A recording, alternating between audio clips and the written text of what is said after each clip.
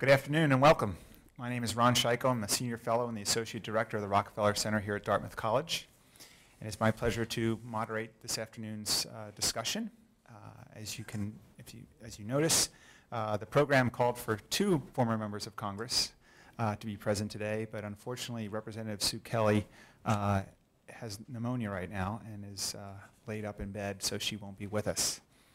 As a result, we'll probably do a little bit different format than we had originally planned, in that we've got, to my left, Representative Dawson Mathis, who represented the 2nd Congressional District of Georgia from 1970 to 1981. And what we thought we'd do is have a bit of a back and forth around his time in the United States Congress, and then have his thoughts on the current state of affairs in Washington, and then open it up for questions. I do have two procedural items to raise. If you've got cell phones, please turn them off. And secondly, if you have a question for Representative Dawson, Mathis, please wait for a microphone to arrive before you ask your question. So thank you for coming, Representative Mathis. We certainly appreciate your time. You began your service in 1970, so the decision process began sometime prior to that, as to make your move to become a U.S. member of the House of Representatives. Take us through that process. What was the district like, and what was your decision process that led you to decide that being a member of the House was something you really needed to do? Well, I guess I'd start by saying I'd always had a lifelong interest in politics and public service. My father was a country Baptist preacher, so I'm a PK. For some of you might know what that is. And PKs sometimes are motivated to public service, and I certainly was. My background professionally was in broadcasting, and I became the news director of a NBC affiliate television station in Albany, Georgia in 1964 at the age of 24. And in those days in television, there were two channels available to the people in my congressional district, and I was on at 7:25, at 8:25 in the morning, and at noon, and at 6 in the evening, and at 11 o'clock at night. And at the end of 5 years, when I made a decision to run for Congress after the incumbent had announced he was not seeking re-election, I probably had better name recognition than anybody in that part of the country. So I have often said that I had $1 million worth of free advertising prior to the time that I announced my race. I had a lot of ladies down there like to say I'd been in their bedroom every night for 5 years before I started into politics. So I had a bit of a leg up, and ultimately I ended up spending a total of about $15,000 cash in that primary, which I ultimately was able to prevail with 78% of the vote. So it was purely and largely because of the television and not my good looks and personal charm that I was able to. I think that raises an interesting point in that in the research I was doing, that I think the most you ever spent was $16,000 in any of your races. That is correct. So for the students in the class, when we refer to the Solid South, your district was kind of that. Was there any manifestation of the Republican Party in the 2nd District of Georgia? Well, there was a very able and articulate young man who announced, a young man, he was a couple years older than I am, but announced that he was running, and he did run for a while, and then after I won the nomination, he announced he was withdrawing, but then he jumped back in at the behest of some of the party elders, and his name was on the ballot. But modestly, we got 92% of the vote in the general election, right. And I assure you that'll never happen again in a southern district for a Democrat. Tell us a bit about the district. Who were you representing? Largely rural. The largest city, if you could call it that, is Albany, as opposed to Albany, New York. It's Albany, Georgia. Population in that metro area, about 100,000 people. The rest of the district was relatively small and primarily rural. At the time I ran in 1970, there were 23 counties in the district. Following redistricting in 1972, there were 30 counties, so I was able, through friends in the legislature, to keep my core district intact and just add on other counties that turned out to be favorable to my career, including my home county, the county where I was born, and the county where my wife Kathy, raise your hand.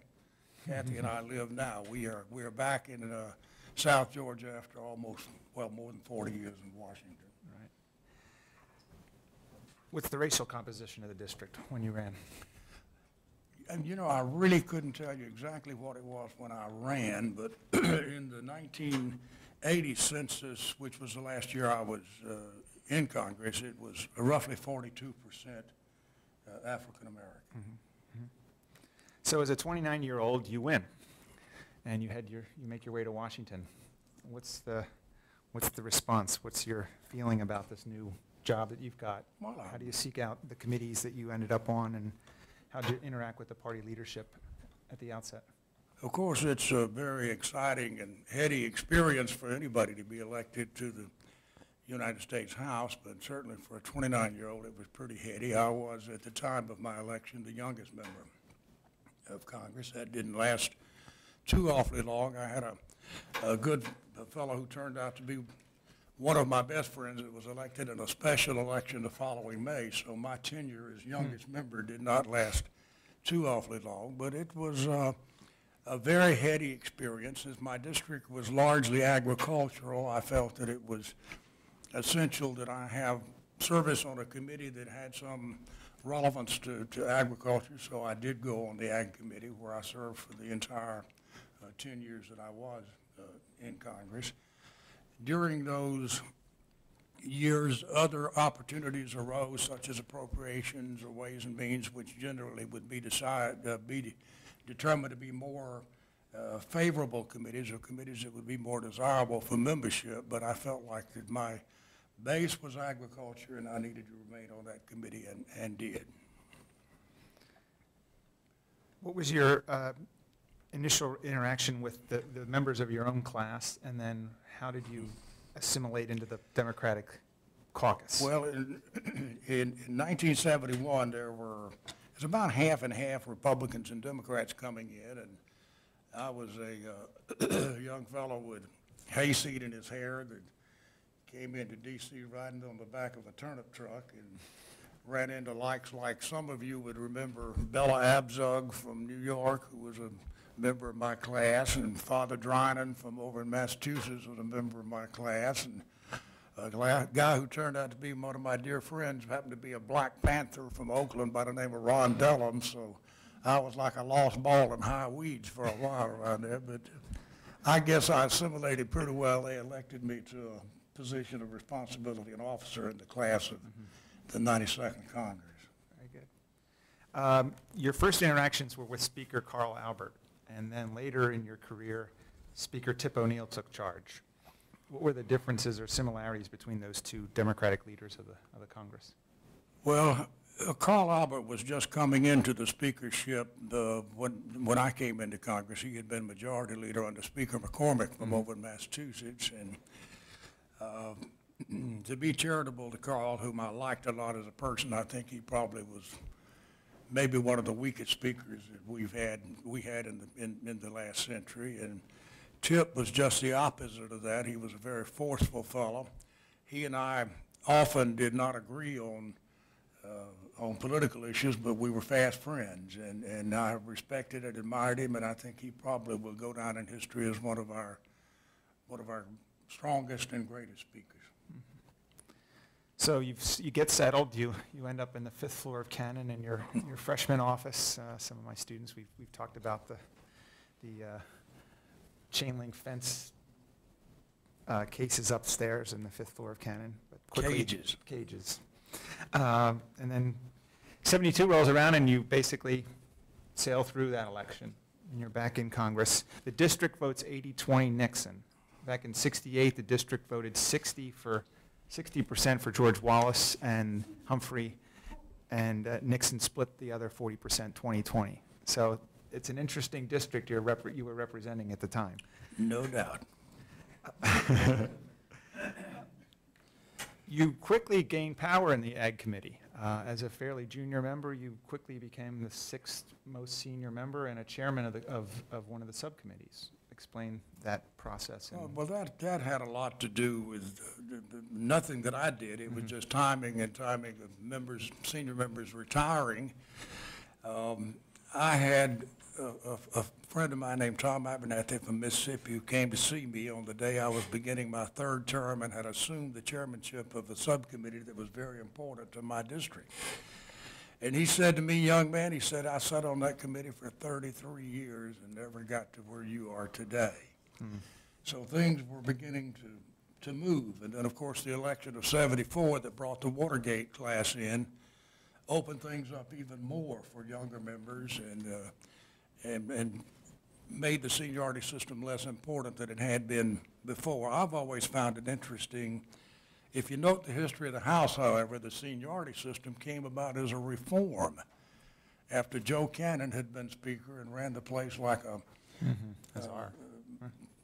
middle American dictator. Members just finally tired of it and rebelled, and the seniority system was their answer to total dictatorial control by the Speaker that would allow the senior member to assume the responsibility. That, of course, changed in December of '74 after the elections when the caucuses began to determine who the chairman and ranking members were going to be on the committees, and four seated chairmen were ousted by the Democratic Steering Policy Committee. One of them, Wayne Hayes from Ohio, was reinstated by the full caucus, but three chairmen, long-serving chairmen, went down as a result of abuses of the seniority system. And I thought and still think that that was a very, not necessarily that those guys were thrown out, but the reforms occurred was a very positive occurrence.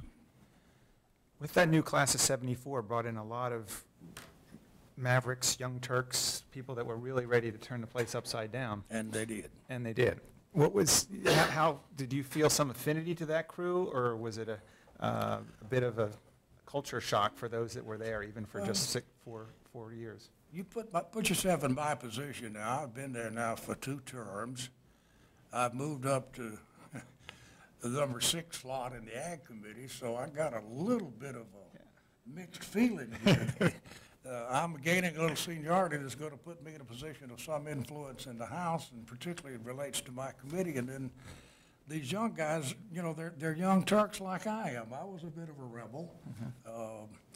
Fought with leadership on a lot of issues, and successfully sometimes, unsuccessfully sometimes. But I must admit there was a little bit of a mixed feeling there about that. But generally, I supported the younger guys, because at that time I felt like I'm going to be serving with these guys, and you know, this is where our future is. Ideologically, what was your level of comfort with where the Democratic Party in the House was going?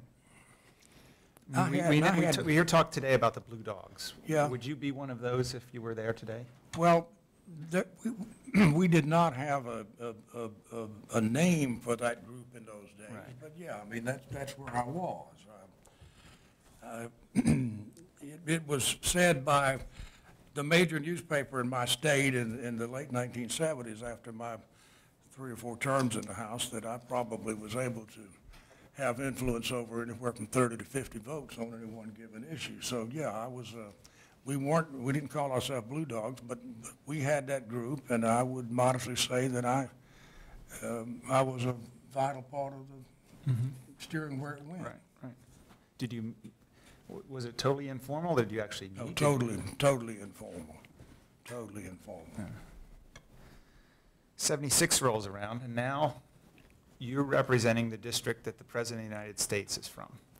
1976, Jimmy Carter wins the state and your district with 70+% of the vote, wins the presidential election. You're gaining power in the Ag Committee. All should be well. What was it like to have the President of the United States be from your home state, from your home district, and how well did that serve you, if at all? Well, since I know this program is being recorded and I signed a release, let me correct one thing. Jimmy Carter's hometown of Plains, it was within 2 miles of my residence. He was technically not quite there, but I had known Jimmy for years, since he was in the state Senate. He was kind enough to ask me to place his name in nomination at the state Democratic Convention that nominated him for governor in 1970. I supported him in his bid for election, and I was delighted to see him elected president. As president, I think that I can say without fear of contradiction that he did not rely on his friends in Congress to the extent that he should. He had lots of members of Congress, both House and Senate, that wanted to help him, that he was reluctant to accept their help. He brought a group of very talented and dedicated young people to D.C. with him, including Ham Jordan and Jody Powell and Stu Eisenstadt and those kind of guys that were brilliant, but they had no experience in national government. And it began to show up, I think, almost immediately. And Jimmy, whom I still admire and respect and think is probably one of our greatest former presidents, was hands on everything, except the things I wanted him to be hands on, perhaps. One of the things that was vital to my district was the peanut program, for example. And Jimmy had a reputation as a peanut farmer, even though his involvement in actual growing peanuts was very limited. He had a peanut buying point at a warehouse that his brother Billy, who some of you might remember, who was a dear friend of mine, and in my judgment may have been the pick of that litter, but he would not help us to try to preserve in the 1977 Farm Bill the continuation of the present peanut program. And his thinking was, I cannot show favoritism to my state because people will think that, that I'm exercising undue influence. And I can understand where he came from, but he sure as hell didn't help us any in trying to protect that program in the House. You were in Congress for two of the major farm bills, and you just mentioned the 77 bill. Talk a bit about the dynamics of sort of building coalitions to keep various commodity programs afloat and keep them going, and how you built those coalitions and what competing interests really were there, either institutionally, the Ag Department versus Congress, or the White House versus Congress, and just the various commodity groups that were out there. Well, in terms of political clout in the Congress, if you look at the congressional districts that are dependent primarily upon agriculture as their economic engine, the number is very limited. And it seems that it becomes more limited all the time. It's either urban, suburban, or ex-urban now, as we call it. And it's absolutely essential that those members of Congress that represent agricultural districts have got to have bridges to suburbia and urban America. If commodity programs like peanuts and sugar beets or rice or dairy or whatever it might be, if they're going to survive, you've got to have votes from San Francisco and New York and Boston. And it became very clear to me very early on that if I wanted to be successful in protecting and defending and perhaps expanding some of these programs, that I had to have help from some of my big city brethren. And so we were able to put together some coalitions that film things like food stamps and school lunch programs and those kind of things, where we could help our fellow members from the larger areas, and they could help us in our rural areas. Mm-hmm. 78 comes around, another easy win, and you've now, second term, second Congress that President Carter is presiding over, and you begin to look at the political landscape in Georgia and are thinking about other things. What's on your mind? Well, I guess the truth is that I had become a little restless in the House after 4 terms, and we had a longtime senator by the name of Herman Talmadge, who had been in Washington for a number of years and found himself beset by a number of problems, including a somewhat messy divorce in which his wife testified in court that he had a overcoat that was full of $100 bills, and he also had a problem with alcohol that he successfully and commendably was able to defeat and remain sober for the rest of his life after treatment at Betty Ford. But he was vulnerable, And I saw that vulnerability, and poll after poll said he was not going to be reelected. So after due consideration, I made what I often have called the best mistake of my life. I made a decision that I was going to challenge him in the primary, and did, and of course unsuccessfully.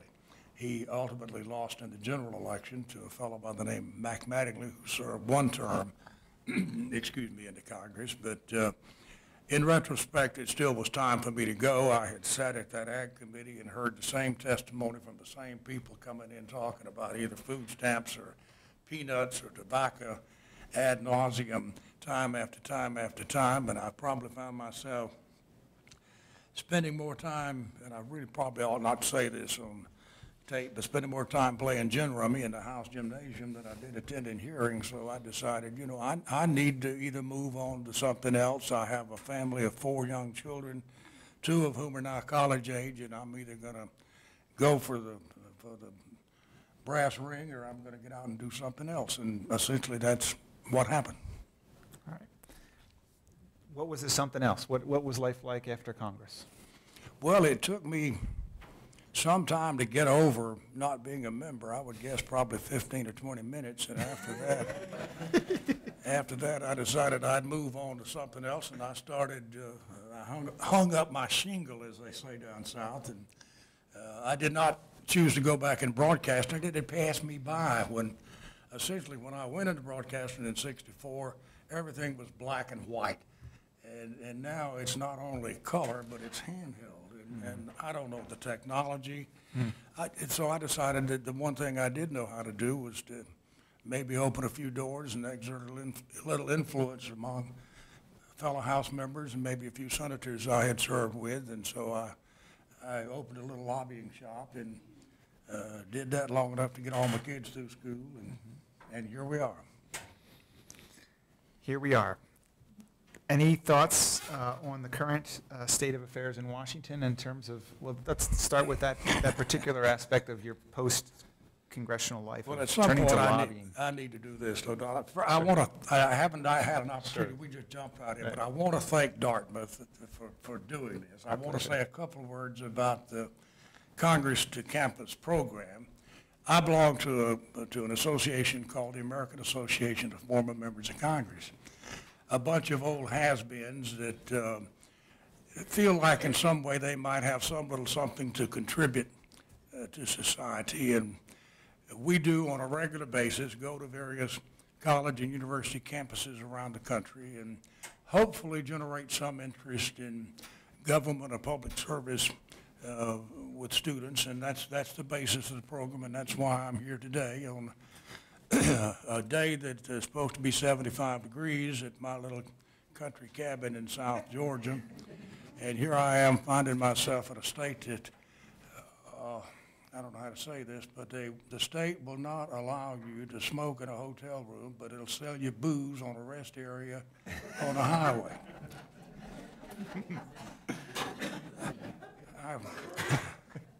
I'm going to have to cogitate on that one for a while.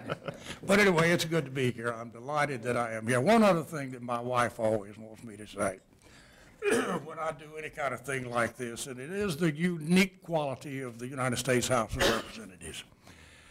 It is the only federal office that one cannot attain by appointment. You can be, as Governor Bobagovich has shown us, you can be appointed to the United States Senate. You can be appointed vice president and then be elevated to the presidency, as our friend Jerry Ford was. But if you take the oath of office for service in the United States House of Representatives, you have been elected by the people. And that, I think, is a part of the uniqueness of being able to serve there. And I would hope that somewhere, with some of these young people who are in this room today, that they might be motivated toward looking at public service, either in an elective or appointed position. But it's very important that our young people not become disinterested in politics. I have said often in public appearances in the last 2 or 3 years that if I were 21 years old today, I'd be leading a rebellion in the streets. what this last administration has done to our country in terms of its financial obligations is criminal. I mean, we're talking about my great-grandchildren having to face up and pay off the debt that has been run up by irresponsible government. And it's sad to me, and I guess maybe that answers the question that you also asked, Doctor. And the original topic for what we were supposed to have as a discussion here today was the road ahead, steep, rocky, and hopeful. This came about as a result of a conference call before the inauguration several weeks ago. We talked about what a theme might be if we could develop one, and that was something that I think everybody thought you could go off on. Well, since that time, I think I can say it is steeper, it is rockier, and it is less hopeful than it was even a month ago. I admire and respect President Obama, but I sure wouldn't want his problems. I don't know how in the world we find a way to work our way through this. I just hope and pray that the ability of the American people to bounce back and to be tough will get us through, but it's going to be a tough slug. And there's not going to be any easy answers, and he keeps saying, you know, it's going to be hard. Well, I don't think that's half of it. It's going to be hard. It's going to be damn near impossible. But you got to do it. I mean, you got to go forward. You got to have something. I had hoped that there would be some resolution that somebody on the Republican side of the aisle would step forward and say, let's work together. I genuinely think that President Obama has made an effort to reach out. I'm not there. I don't know how far he's gone. I don't know what he has offered. But one of the primary differences in the way that that place has operated in the last 20 years and the time that I was there, when I went to Washington, you could reach across the aisle. You could work with members of the other party, like I did with Jerry Ford and John Rhodes and Bob Michael. And you know, if you had something that you wanted to try to get done in a bill that the Democrats had sponsored that I didn't agree with, I'd go to them, we'd work it out. And, you know, you might go to the floor or in committee, have a vigorous debate on issues, and, you know, literally fight like cats and dogs. But then when it's over with, you go to the Democratic club or the Republican club and you have a drink and you have a dinner together and you're friends. And I don't see that today. One of the biggest problems in that place, in my judgment today, is that there is no end to the campaign. It goes on and on and on. And I'm not talking about just one side, but I mean, it's like we're trying to get the advantage for the next election.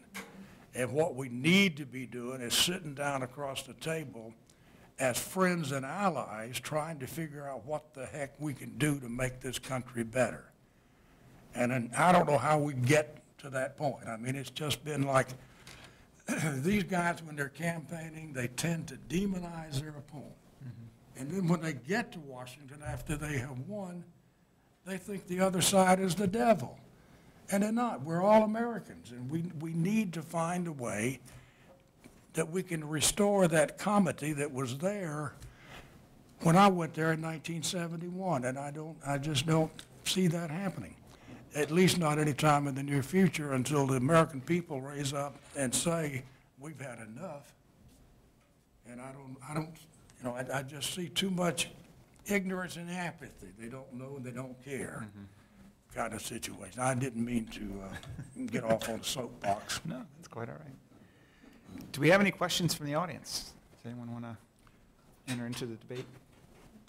How much do you think it would cost you to run in your district? Sir, President. sir, please use the microphone so we can get it on the tape. How much do you think it would cost you to run in your district at the present time? I wouldn't even know how to begin to quantify that. I would guess that you wouldn't even start to think about making a race for less than $500,000, because there's so many. As I said, when I ran in 1970, there were 2 television channels. And now, how many channels have you got on your cable and your satellite that you got to buy advertising for? And you got, everybody's doing these fancy colored first-class mail flyers. I mean, it's obscene the way that campaign costs have escalated in this country. And that brings me to another point, and it's somehow perhaps related. When I was served on the House Administration Committee, we had jurisdiction over federal elections. And there were several proposals that, following the Watergate incident, that's when we went to public financing for the presidential election in 1976, first bill. Supreme Court knocked it down. We came back in 77 and revised it. At that time, I vigorously opposed efforts toward public financing. I have totally changed my mind. I think that until we have some form of public financing, our situation, our political situation is going to continue to deteriorate. I think it's got to be a system whereby a candidate has to demonstrate an ability to compete, an ability to raise money, probably by collecting 500 contributions of $50 a piece, some sort of qualifier. I'm not going to say what that might be before you can qualify. You can't just let every kook or 29-year-old who might want to run for Congress get in there and run. But I think that if you look at the price that we are paying and have paid as a public and what our grandkids are going to be paying for what has come about in our political system as a result of private financing, that we would have been better off had we gone to some form of public financing many years ago. And as someone who has always been considered moderate to conservative as a Democrat, that probably would be a startling statement to some people. But I think we got to go there.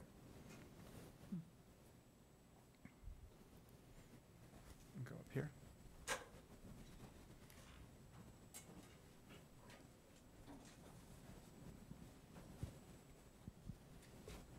I have two questions.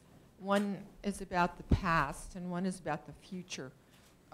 Shall I give them to you both at one time, or? I probably couldn't remember both of them. Okay, I'll give you the easy, shorter one, I think, first. Okay. Which is, would you be in favor of term limits to deal with the animosity between the parties?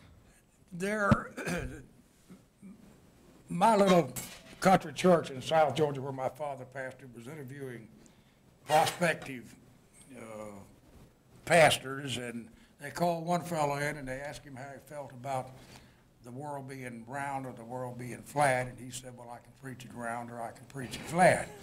Well, I'm saying, well, on term limits, but I think the best answer to term limits is to look at where it's been put in place and see how that has worked. And that would be the great state of California, which is now approaching bankruptcy. And it's the first and major state to enforce term limits. What you have in California, and I have some personal knowledge because one of my dearest friends was president pro tem of the California Senate out there for several years when Gray Davis was governor, and then when Schwarzenegger won the recall. You have no continuity among elected leadership. There's no institutional knowledge of what goes on, and you end up, and I say this with charity and love, but you end up with bureaucrats running the state. So I think if I had to say yes or no on term limits, I say no. The best term limit is if you've got a rascal in there, throw him out. And you've got a chance to do that every 2 years. And it's not easy. Maybe with some form of public financing, it would become a little easier to get rid of the dead wood. Now, do you remember your second question? I have notes too. I grew up in Washington, D.C., and Southern Democrats were a force that we were aware of. Would you talk about whether they're are still Southern Democrats, and certainly they're not the same Southern Democrats that were there when I was growing up. How that's changed over time. That's the looking back question. I think you have pretty well defined it. Let me see if I can find a way to delicately phrase this.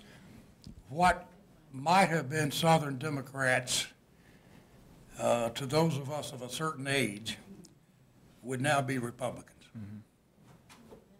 There are still Southern Democrats like John Tanner of Tennessee and Jim Marshall of Georgia and guys that are, and ladies that are far more centrist and moderate. I mean, let's face it, when I went to Congress in 1971, there were a lot of, quote, Southern Democrats that were racist, mm-hmm. They were sexist, they were anti-union, they were anti-government. I served on committee with a lovely old gentleman named John McMillan from South Carolina who chaired the District of Columbia Committee. And with all due respect to him, may he rest in peace, there wasn't a bigger racist in Congress than Johnny McMillan. That's gone. They're all Republicans. Sorry, if there are any of you here that are Republicans, I apologize. Question over here.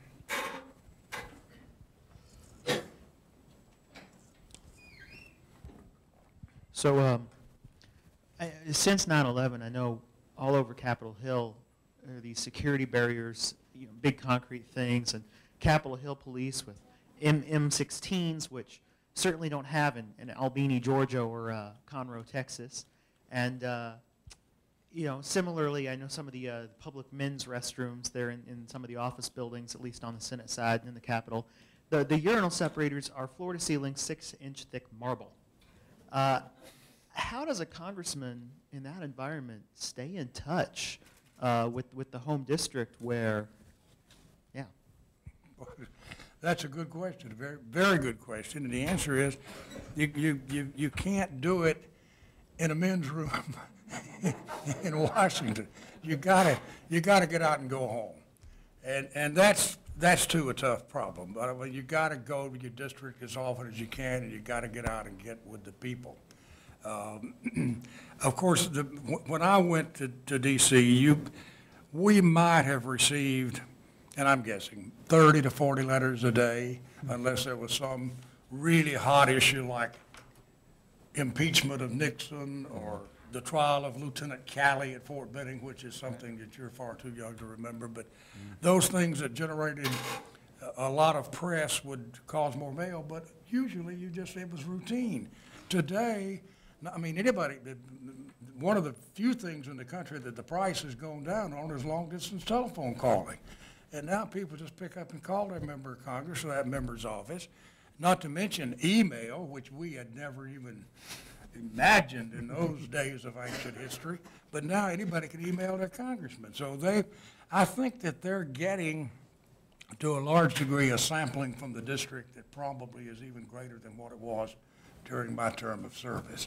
But still, they need to make an effort to get out, go to JCs, go to League of Women Voters, go to Rotary Club, go to wherever, meet with people and listen to what their concerns are and be willing to respond to them. But I would agree that there are too many of them that isolate themselves, and I would also say, and this gets back to the term limit thing to a way, the longer that a member stays there and the more responsibility they're forced to assume, the more difficult it becomes to maintain that kind of relationship with the district, because you have other duties that you got to see to. But that's an excellent question.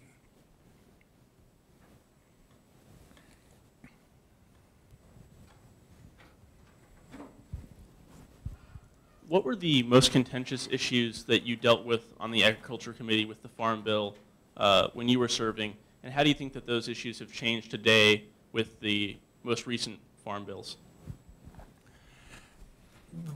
Repeat the first part of the question. I must apologize. I'm very hearing impaired. Some of you have discovered already today. No problem. The first part of the question was just what did you think the most contentious issues were on the Farm Bill when you were serving on the Agricultural Committee, and how have those changed with the most recent farm bills?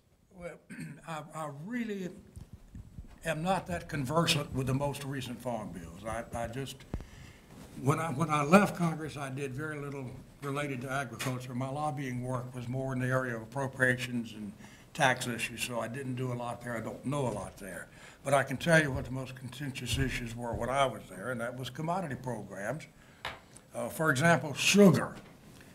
In the 1960s, after Castro took power in Cuba, the United States Congress every 5 years authorized a sugar bill, quote, sugar bill, that allocated certain amounts of quota to our friends and allies, primarily in Central and South America. For example, Cuba could ship to us, I'm just picking a figure out of the air, 500,000 tons of sugar. Brazil could send us 750,000 tons of sugar. When Castro took office, the Congress chose not to repeal that law, but to reallocate Cuba's quota among several other countries, whether it was Panama or Colombia or any other sugar-producing country or some islands in the Caribbean. So in 1972, which was my first major farm bill, that was the most contentious issue. Who gets the sugar quota to sell their sugar to the United States? And I'm not positive, but I think that sugar program has been repealed or reformed where Cuba no longer has a quota. Second most contentious issue that I guess we had to deal with was food stamps. The Agriculture Committee has jurisdiction over food stamps, and that is a program that caused me a lot of heartburn during the period of time I served on that committee. You had places in this country where food stamps were actually serving as currency. And it was particularly bad in Puerto Rico. I mean, it was endemic in Puerto Rico that people were taking food stamps and buying various and sundry things other than groceries with them. But there were a lot of contentious issues that arose with that. For example, you couldn't buy personal toiletries at that time. I don't know what the food stamp program is now, but you couldn't buy toilet tissue, you couldn't buy toothpaste, you couldn't buy these kind of things. Of course, you couldn't buy dog food. So what you had a lot of people doing was taking their food stamps and buying ground chuck and feeding it to their animal. I mean, we had documented examples of that having happened. So it was tough trying to go through renewing the food stamp program with, I had people in my district who would come after me at public gatherings and say, how can you support giving away those food stamps to these welfare queens that won't work and all they want to do is have children? Well, I'm not in favor of giving welfare to welfare queens that won't work and don't have children, but I got a commodity program here that I'm trying to protect, and I got to have some big city votes to make it happen. I introduced an amendment in 1977, it passed on the floor of the House, to have the food stamp program go to a cash-out system. Because I saw, and I know there were people that abused the program, and there are people that are abusing it still today, I would assure you that. But I saw the indignity of a lot of older people to use the food stamp at a grocery store in front of some of their more affluent neighbors. And I felt like that you could eliminate that indignity by giving them cash equivalency, not in form of cash, but in form of a direct bank deposit or something of that nature, where they would be spared the indignity, and yet you'd remove the middleman from that ne'er-do-well who's selling his food stamp to somebody for cash to go buy a bottle of booze. And we put that in as a pilot program that the Department of Agriculture did very well with while Democrats were in office, but they rescinded it after Reagan came in the early 80s. I still think the cash-out program works best for food stamps.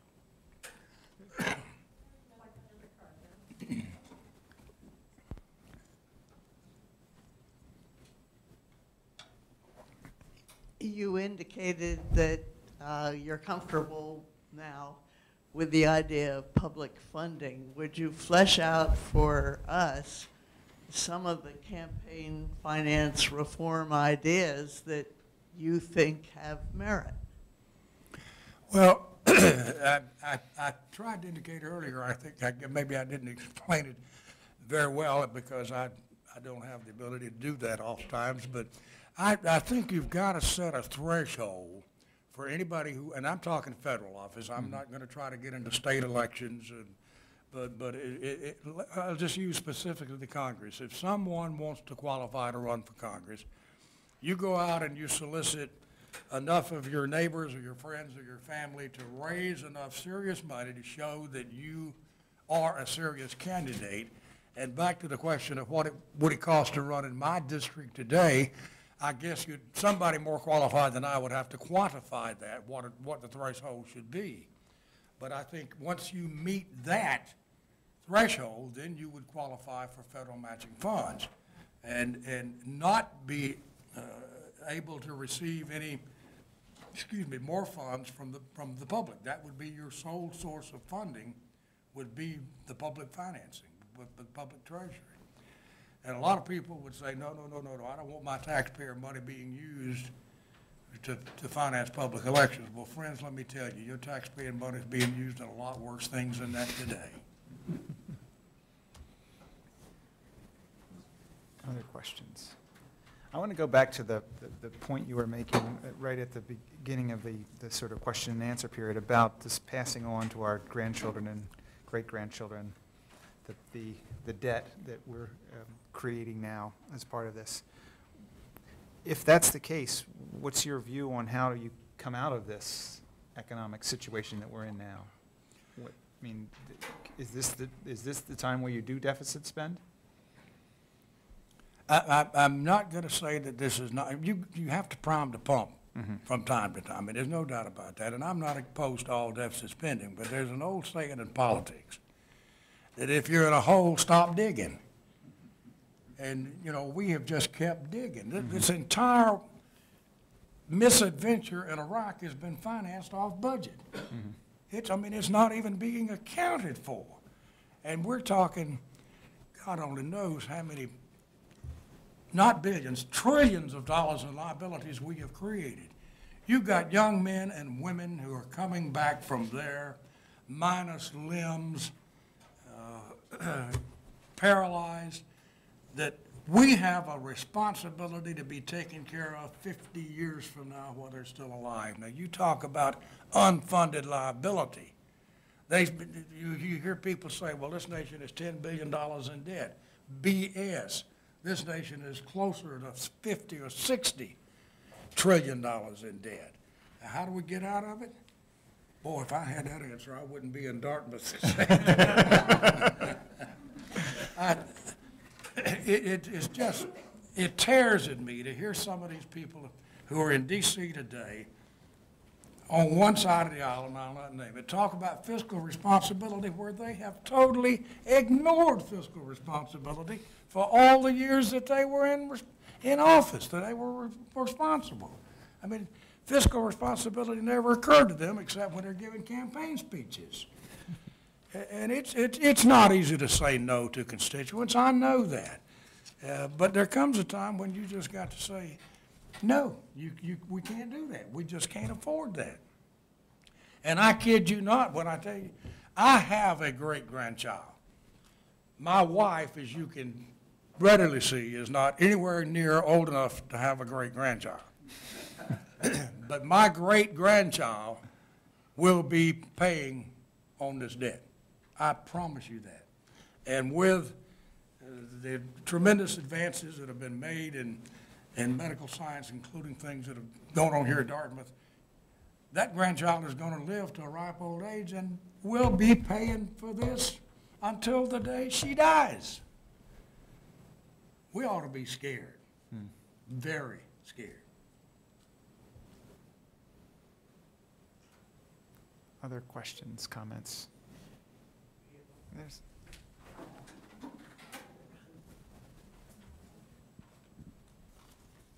As a follow-up, I wonder what you think of the irresponsible people saying that we should have tax cuts.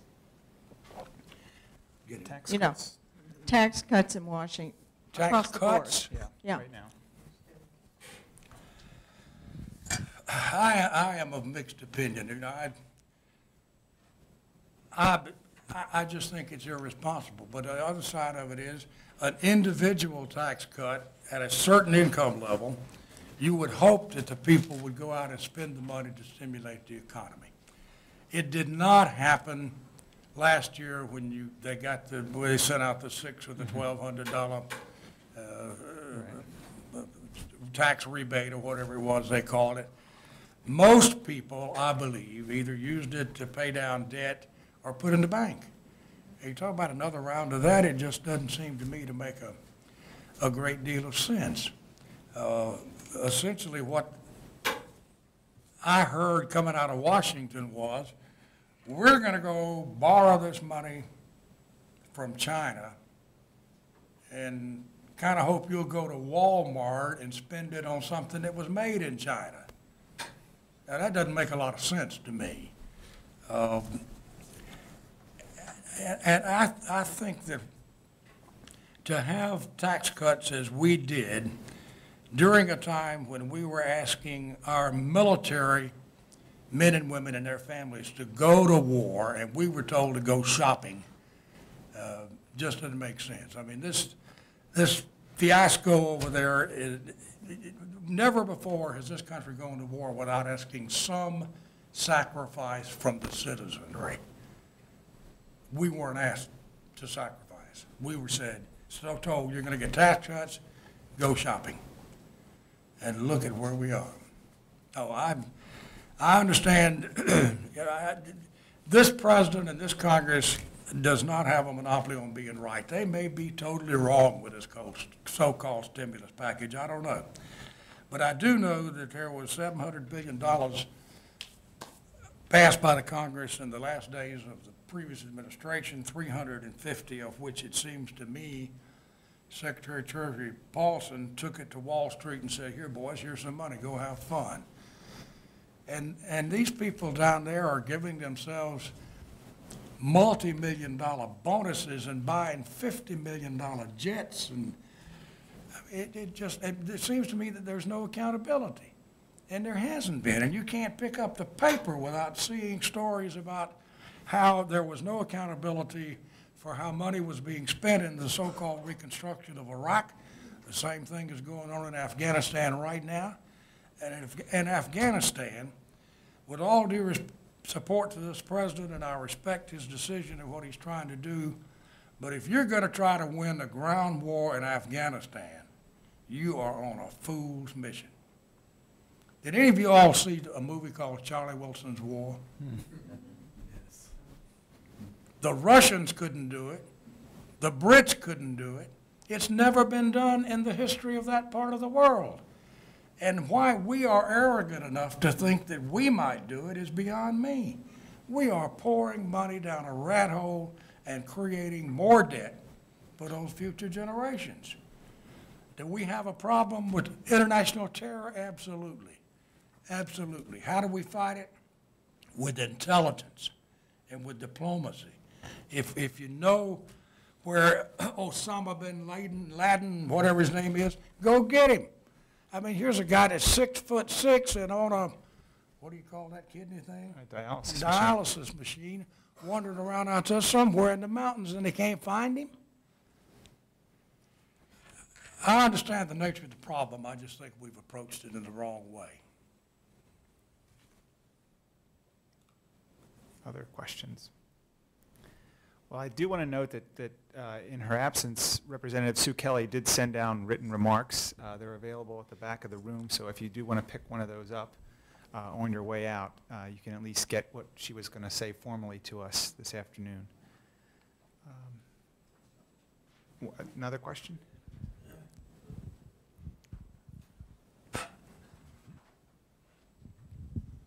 I'm not sure how some of these farm support bills work. Right now we have, of course, the dairy farmer. The price of milk has gone from about $16 a hundredweight down to 10, and it's costing him $11 to produce it. Does anything kick in from the federal government at that point in time, or is it a support that's rigid and it doesn't make any difference what the price is that he's being paid? I've got to plead ignorance. I just don't know enough about what's going on in that dairy program now to know. I do know at one time there was a floor that was there. But what you're saying, he's selling it for 10, it cost him 11 to produce. I had a hog farmer down in South Georgia one time called me up and said, Congressman, said, I've gone in the hog business, and I'm stealing the hogs, and my neighbor's stealing the corn, and we're still losing $4 a head. That's kind of like what you're telling me. But I don't know. I really don't know what that situation is with dairy. But I know the price of milk in the grocery store hadn't come down in South Georgia, and it may have up here.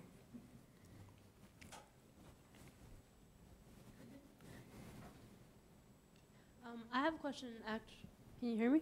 I actually have a question about the entitlements in the country.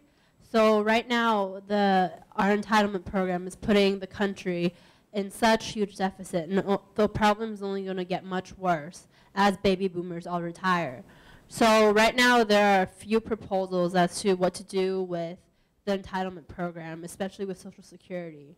So out of the cures, they either raising the age that you should get Social Security, or getting rid of the $100,000 and $2,000 income limit. And another one was adjusting the wage range more to the CPI rather than by the wage inflation.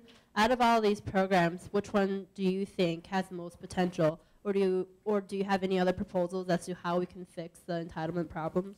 No, if I understand the question, I think probably it's going to have to be a combination of all the things that you mentioned. In fact, some of those things are already underway, have been enacted by the Congress.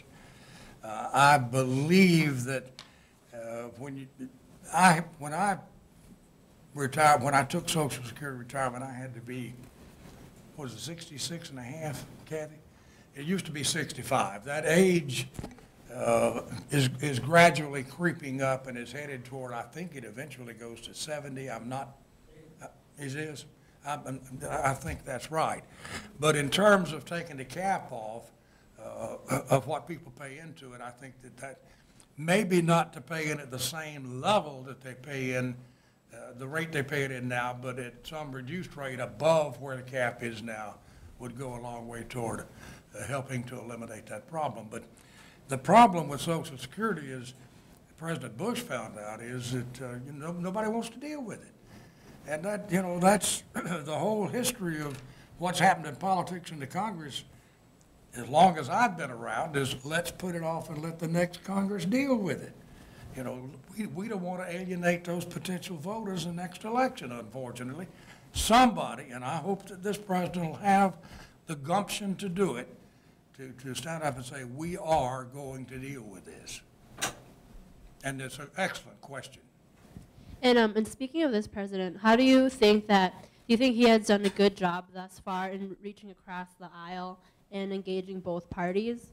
I know he hasn't been, president for that long, but thus far in his policies, do you see a change in the way that he's dealt with the division in the government? Well, I think obviously it's too early to pass any kind of judgment, but I have been impressed, with his willingness to reach out to the other side. How much he is going to be able to accomplish, I don't know.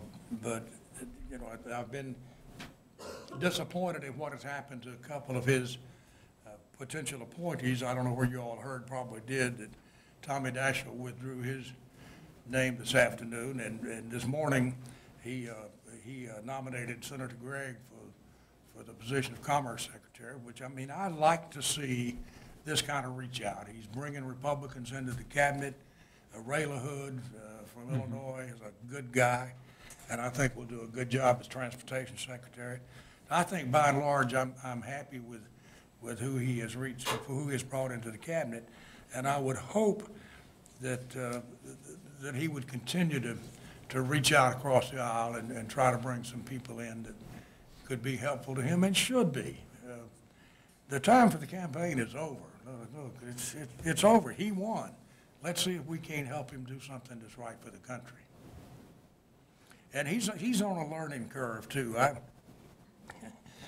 I told a story, Doctor, when I first got elected to Congress and I was trying to figure out how to get around up there. My opponent said I wouldn't be able to find the men's room if I got to Congress, and he probably was more right than he knew, but I did.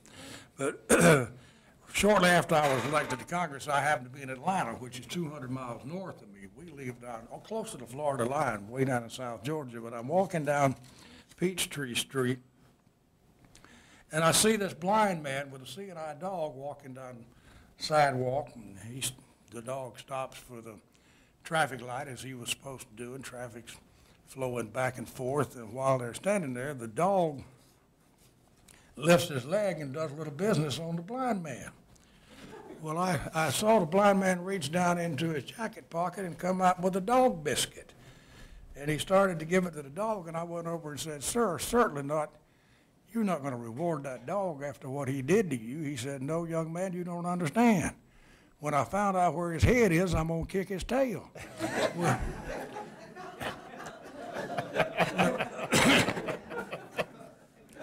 Well, I hope when President Obama finds out where the head is, he kicks the tail.